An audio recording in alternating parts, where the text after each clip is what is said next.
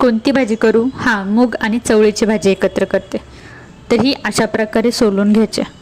तर मी सर्व सोलून घेतलं व त्यानंतर ते कुकरमध्ये टाकलं व त्यात 1 ग्लास पाणी ओतून त्याचबरोबर थोडं मीठ टाकलं व त्याच्या 1 ते 2 शिट्ट्या करून घेतल्या. त्याचबरोबर टोमॅटो, कोथिंबीर, कांदा, कढीपत्ता, लसूण, मिरची कट करून घेतली. शिजलेली चवळी अशा प्रकारे दिसेल.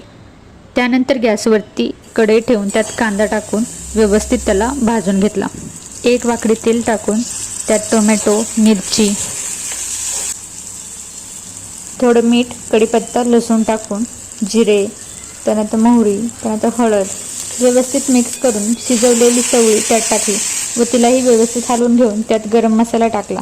शिजवून घेतलेले शिल्लक राहिलेलं पाणी त्यात टाकून सुक्की भाजी होत नाही तोपर्यंत तिला शिजवून घेतलं. भात आणि पापड सोबत खाण्यासाठी तयार झाली आपली भाजी. माझ्या चॅनलला लाईक, शेअर आणि सबस्क्राईब करा. भेटू नेक्स्ट ब्लॉगमध्ये. बाय.